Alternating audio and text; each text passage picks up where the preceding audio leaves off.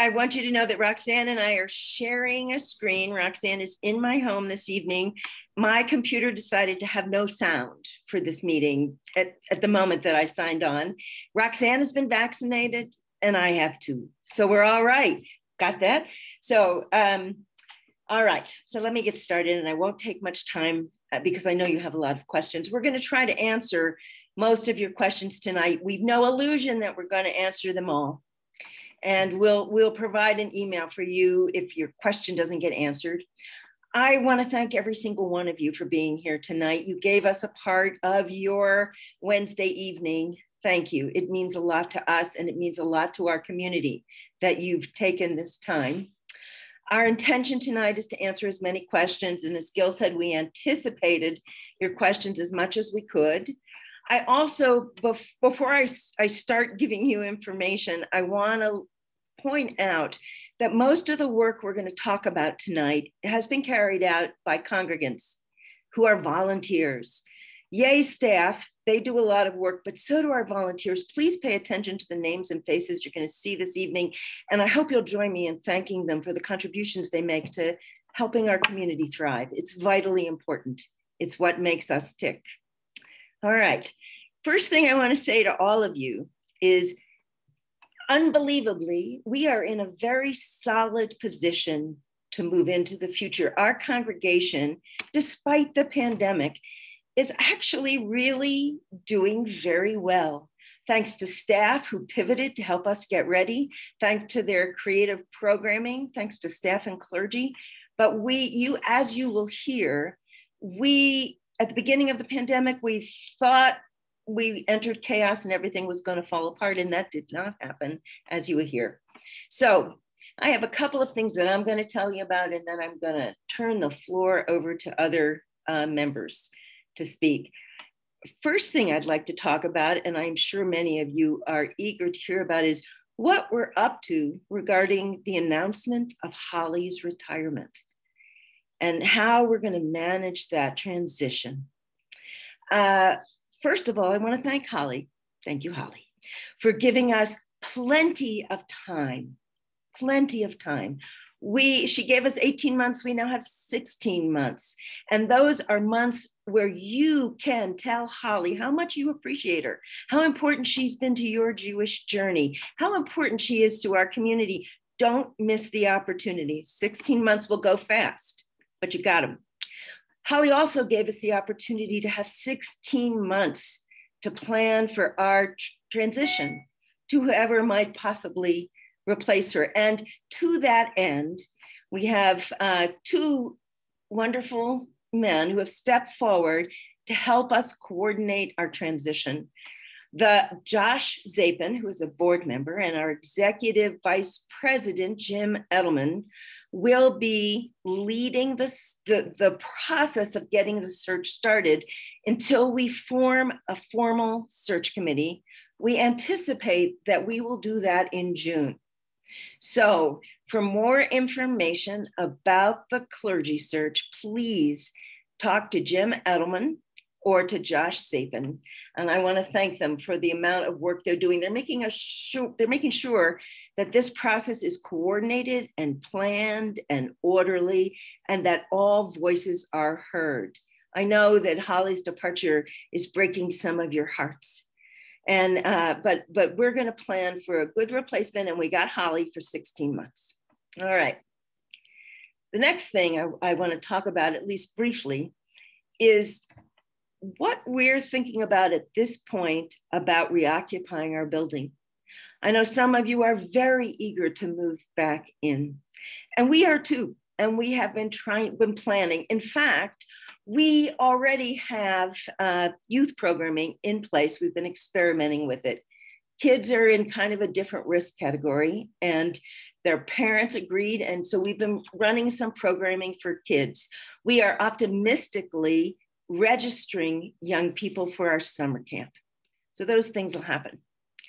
On the other side, I want to make it very clear that we have concerns about the well-being and the health of all of our clergy and our staff.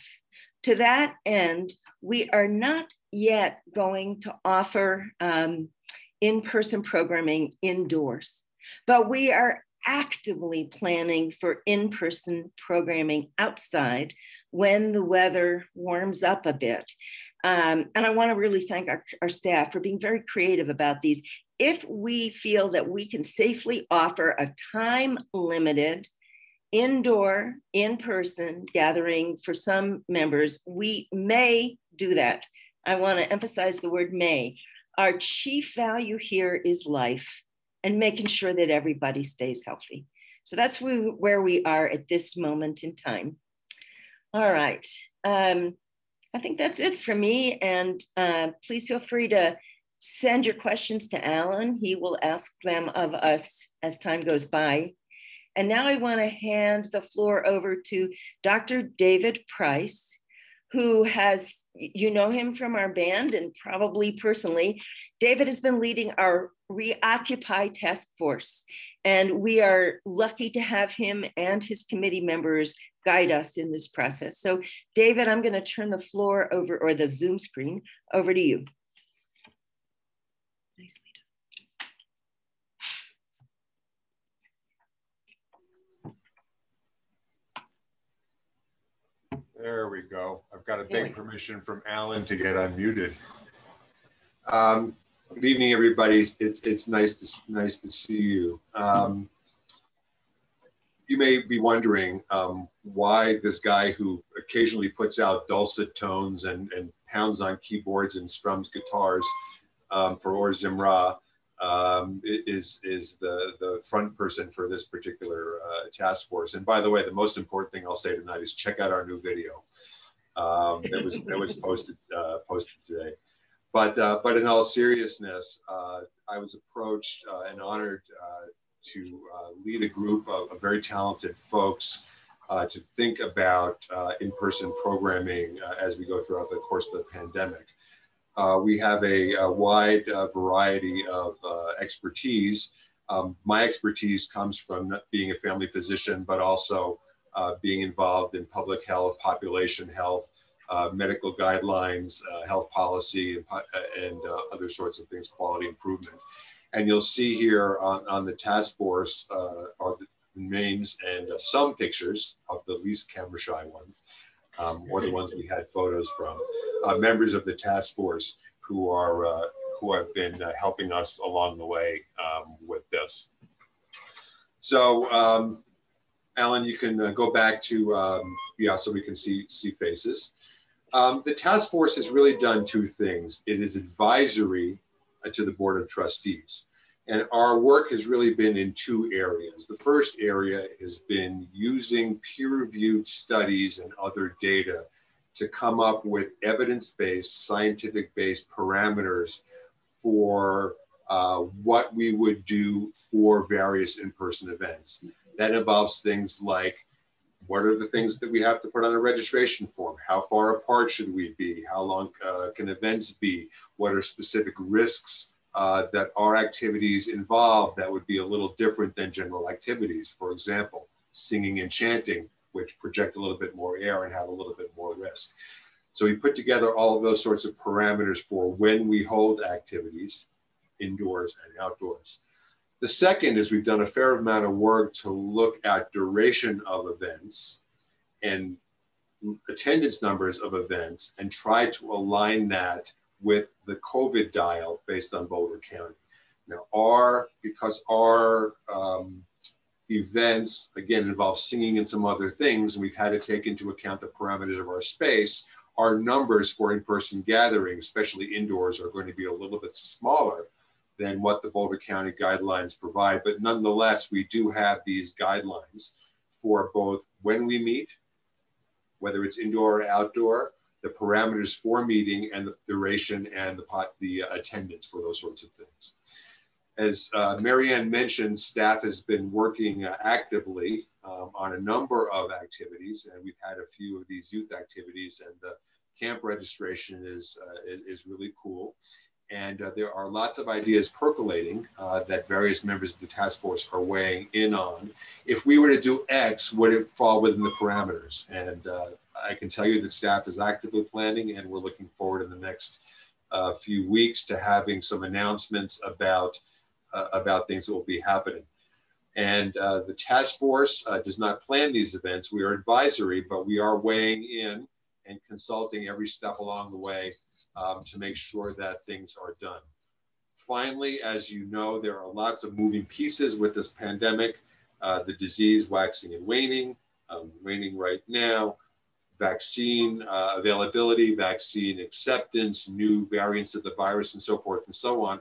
So this is a moving target, and we'll continue to be involved in the next several months as we look forward to gathering as safely as we can, recognizing needs to gather, but again, also be as healthy as we can. And with that, I'll stop. I know we're going to defer questions a little bit later. But thank you, and please don't hesitate to ask us questions. And a big thank you to the other task force members. Lots of brain power here behind all of this. Thanks, David, for your thoughtful work on the task force. We are truly lucky and appreciative to have such expertise helping keep us safe and make smart decisions. Next up, I'd like to introduce Jeff Burak, our board treasurer, who's going to give us an overview of the synagogue's finances and a little bit on membership. There we go. Thank you, Gil, and good evening all. Let me start by announcing to you all that an anonymous donor has made a commitment of $750,000 towards paying down our mortgage. We could never express enough how grateful we are for this amazing gift. So the refinancing the mortgage will reduce our annual mortgage payments by approximately $70,000, which really supports our budget. The new mortgage will have a 15-year term and also eliminate a balloon payment of $1.2 million that would have been due in 2026. And furthermore, the anonymous donor has also informed Alan that they will continue their existing annual gift of $150,000 for the next 3 years through 2023. Amazing. Although these are not easy times we live in, other donations such as annual campaign and Brit Tzedakah are projected to exceed our current budget. So blessed are we to be part of such a committed and generous community. And as a result, we are pleased to share with you that Har Hashem is on good financial footing. Though challenges may lie ahead, the strength of our community and our ability to come together keeps me optimistic about our future. And last but not least, I must acknowledge the Finance Committee, whose counsel, expertise, and experience is invaluable. Barry Bear, where are our pictures? There we go. Barry Bear, Andy Franklin, Douglas Sparks, Mark Liebman, Steve Mack, Jim Edelman, and of course, our hardworking executive director, Alan Halprin. So I'm very pleased to announce that we are in very good footing. Thank you. Thanks, Jeff. I know I'm speaking for our members when I say it's eminently encouraging that we're in such good, solid financial situation given the circumstances. Building on Jeff's report, we have Roxanne Balin, the other Balin, a board member who's in charge of strategic planning, and she's going to offer an overview of the ongoing strategic planning process that will help guide our synagogue into the future.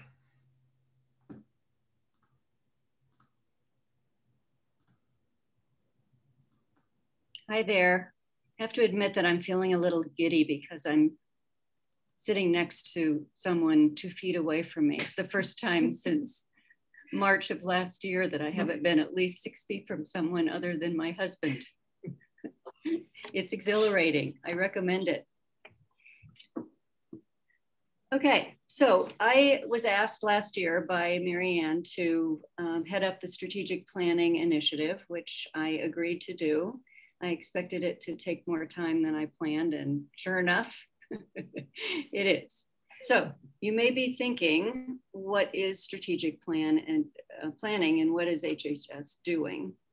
So generally, I would say that Reform congregations all across the United States, as well as the Union of Reform Judaism, have come to the conclusion that this is a moment in time when millennials are coming of age and when Gen Zers are growing up, and that it requires us to imagine the synagogue of the future. Innovation, creativity, reimagining are going on all over the country, and we have decided that it's time for us to do that too. The Strategic Planning Committee process began late last summer. There are now 15 members of the congregation who have stepped up to help us, ranging in age from 28 to 81, because I thought it was important to have the whole range of age.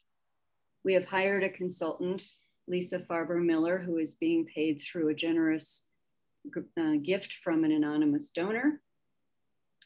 Here is a slide which has lots of faces on it, but you can at least see that many members of our congregation have stepped up. There are all the happy faces. All right, thanks, Alan. We have been meeting steadily since the formation of the committee in October, examining who we are, what distinctive advantages we have, what themes regarding change resonate with us, and what trends we can identify in the US and in Boulder specifically that inform our process. So you may be thinking, what does this process mean to me? It means that we are embarking on a process that will preserve our revered traditions and customs while rethinking what we do and how we do it. We're asking questions about who we would like to be, how we can engage current congregants and future congregants in meaningful Jewish lives and journeys. What will enrich your experience and feed your soul?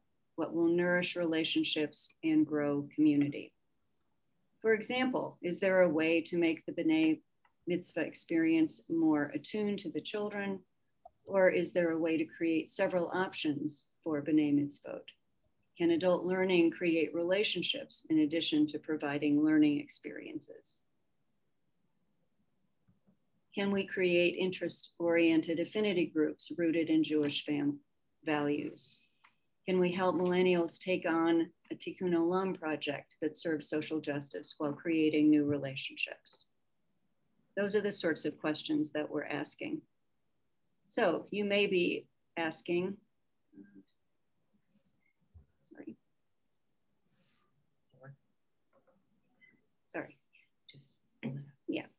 So you may be thinking, will I be involved? How inclusive will this process be? Well, the answer to will you be involved is yes. This process will be, I hope, remarkably inclusive. Specially trained volunteers will be trained in state-of-the-art interviewing skills, and they will be reaching out to a large number of congregants and non-congregants who represent different groups in order to obtain valuable information. Now you may be thinking, how extensive will this process be? Our process is deep and wide. We are reaching out to innovative synagogues throughout the country to interview key people about their models and their ways of engaging all generations. We are doing that now. And speaking for myself, it has been wonderfully fun. In fact, I've been attending some Friday night services, sorry, Rabbi. In Beverly Hills, I viewed a service in Beverly Hills 2 weeks ago, and next week, I'm going to go to Los Angeles. We are reading and analyzing studies and commissioning some of our own. We are engaging the URJ in this process. It's been amazing. So you may be thinking, what's the timeline and what is the goal? Our goal is to be done by the end of March 2022. The interviews will begin in April and conclude in May. Many things will be happening before we even get to the end of this process. For example, we will be implementing some prototypes by fall of this year. The strategic planning process will continue throughout the years to make sure that we are meeting the needs of our congregation. So that's what we're doing. Thanks.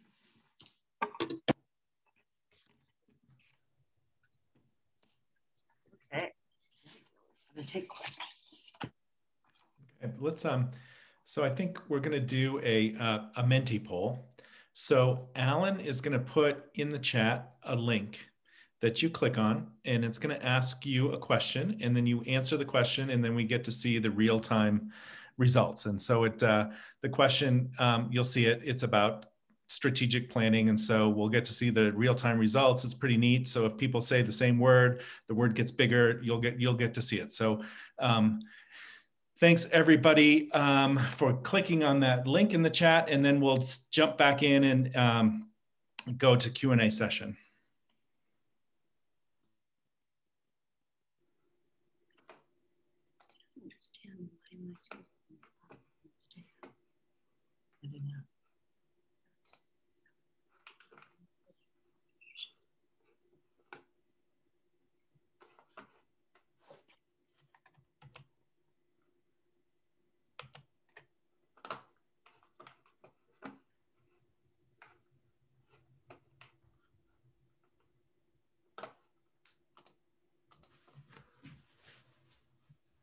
Everybody find the link in the chat.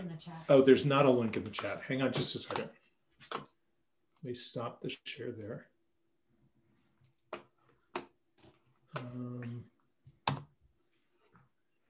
Hang on, I've lost control of my screens.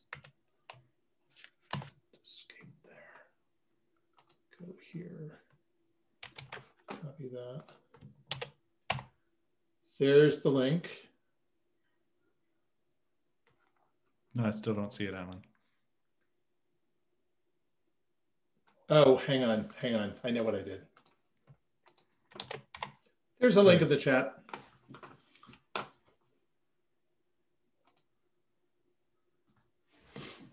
And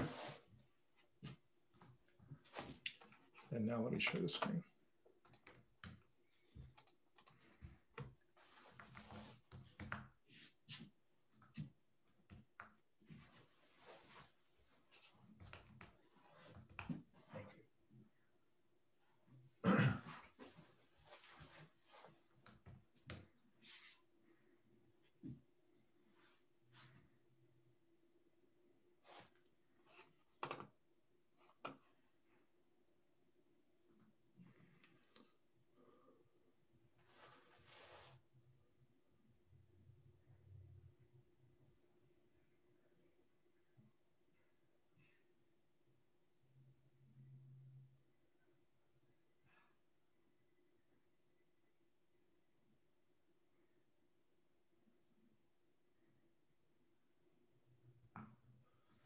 So if you've typed your words in, but you have questions, feel free to post those into the chat. If you want to type more than 3 words, you can also do that. You may just have to reload the web page.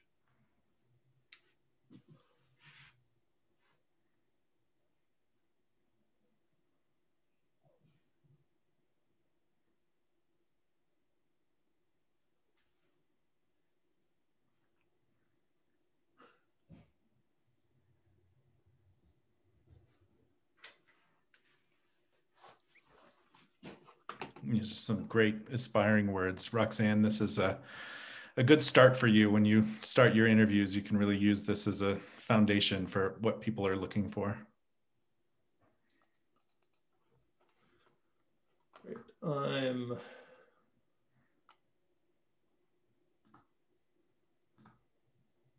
Gil, I can't see the chat at this point. So if there are questions that people have posted, okay, that we can relay, that'd be great. Yeah, I'm monitoring it. So I don't see any questions, which is, with this group of people, seems odd. Yeah, so particularly since I don't see uninquisitive at the middle of the word cloud. I can't see the little words down.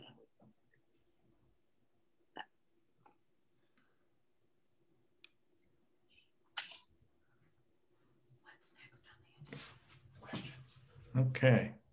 I'm going to unshare that. Looks like we had 77 people. We can save that, right, Alan? Sorry, we have what? We can save the mentee words. Yeah. Excellent. I think it's fascinating with the big ones are completely consistent with what I've been finding. You know, community, inclusivity, engagement, spirituality, all there. Excellent.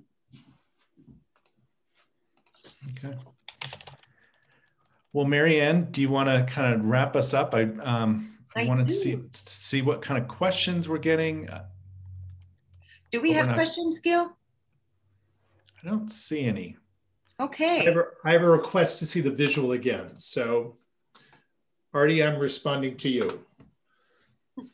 Okay. So while that visual is up there, if you've got questions, write them into the chat now. But we are happy not to take up your whole Wednesday evening. So you've seen all of our prepared content.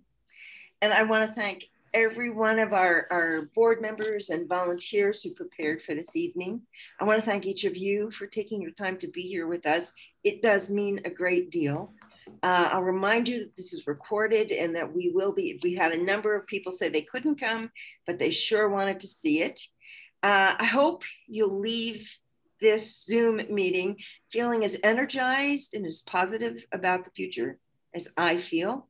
I think there's every reason to, and Roxanne talked about transformation. You will be part of it if you choose to be. As I mentioned, I would expect that some of you will leave this call and still have questions. You can send them to president@harhashem.org. That's also on the website, and we'll field them all. So great. Thank you very much. Before we end, we do have a couple of questions that have come in. Okay. We have one. We have a question about, are we thinking about simultaneous in-person and online events as we move forward? I think I can answer that. We recognize that many of us value the opportunity not to get in the car and drive on Friday night, right? And that many of us need that access, and that our online presence has really made us more accessible. I am anticipating that when we go live, we will continue a virtual presence as well. There's a lot of tech in there to figure out, and we will be doing it. We have a question from Nalini about, will the Strategic Planning Committee be working on the definitions of the word in the word cloud? So there were words like community and spirituality, which can mean lots of different things to different people. Mm-hmm. Yes. We've been reading a lot of large studies nationally and in the Denver metro area. The Rose Family Foundation just finished a big study, and they spend some time defining some words. But we're also going to be asking congregants who are engaged in these interviews to come up with words that describe their synagogue of the future, and then asking them to describe what that means. I acknowledge that inclusivity, for example, can mean a lot of different things. I'm not sure if I've specifically hit on the reason why you were asking that question. Do you want to amplify that question in any way? I think I did ask a clarifying question, and I think that answered it. And if not, we have a question of when is the next town hall going to be? Oh, did you like this? Did you find it valuable? This is our first town hall. Good. So depending on you're telling us this worked for you, we will do another one. We don't have it planned. We'll wait till we have enough news to be able to take your time. So I assume it won't happen in the next 6 or 8 weeks, but we will have another town hall, I imagine. I think this was easy for us to do. And it looks like it worked for our members too. So we got a question, and this may be the last question because it's a good one to go out on, from somebody who showed up just a little bit late. Do we have a sense of when in-person activities might begin, following guidelines, of course? So I'll quickly give the answer to that question. And then Ellen, I have one more thing I'd like to say before we close. I mentioned in the beginning that we have already begun in-person programming with our youth programs. Kids have a different risk, a risk level than adults. And we are being as safe as we possibly can be with our young people. We would like to have indoor in-person activities as soon as possible, but we are hesitating. With a value for choosing life, we are choosing to honor our concerns about the health and well-being of our clergy and our staff. And until we know that it's safe for them to be with you for gathering events, we won't be holding them. We have every intention of holding outdoor events as soon as the weather permits, and there are lots of plans afoot for us to be able to do that. And I'll reiterate, even when we hold in-person events, I anticipate that we will also stream them so that you will be able to see them and stay as safe as you want to be for the time being. And that's complicated, and we're working on it, and we'll have to buy some equipment, and we'll do that. Anybody else want to say anything about that? I'm looking for follow-up on that. Okay. All right. Marianne, we got a question from somebody who wants to know how people can get more involved if they want to be on committees or other. I love that question. Thank you very much. I'm going to say write to president@harhashem.org. I'll get your message and we'll connect, and we'll see if we can make a connection for you with some of the fabulous work going on at Har Hashem.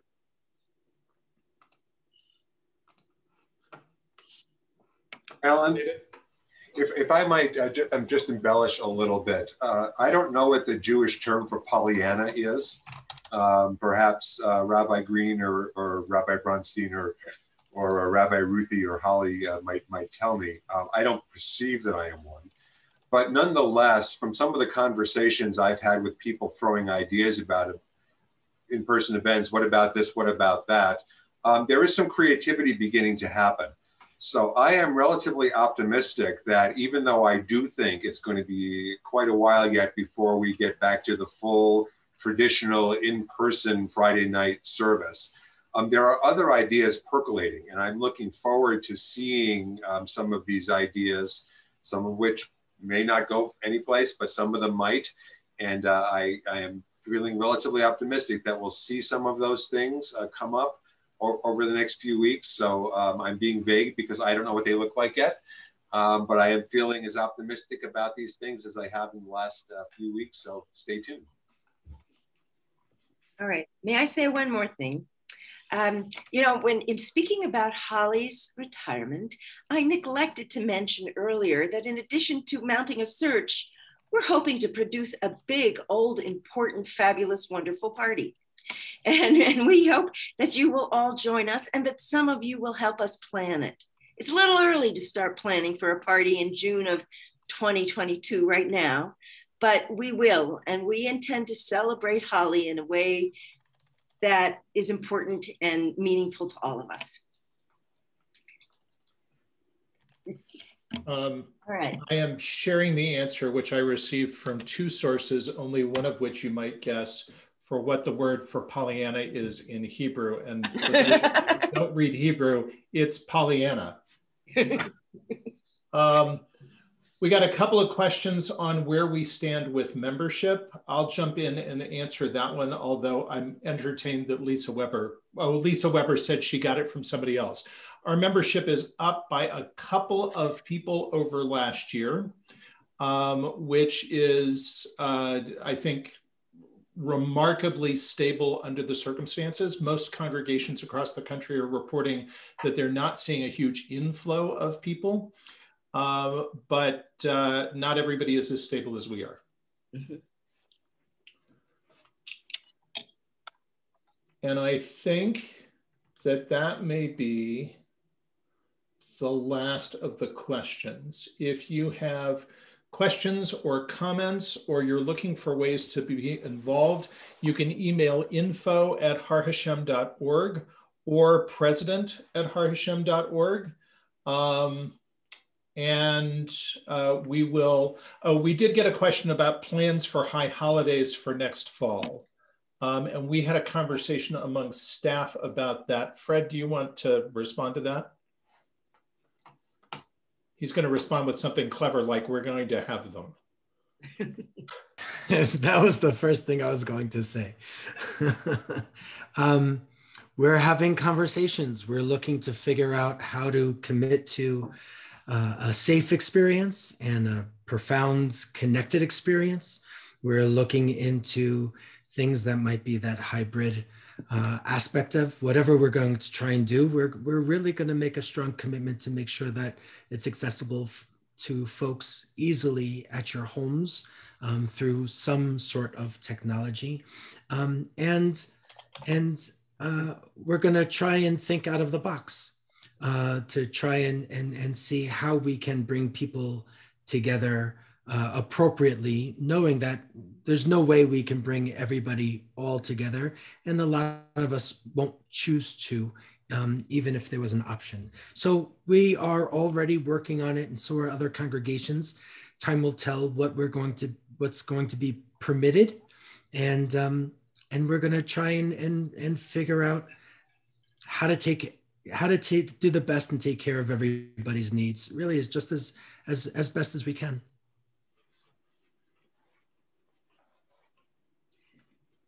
Before we part company tonight, I think we really should put in a plug for the Purim Spiel, which is right around the corner.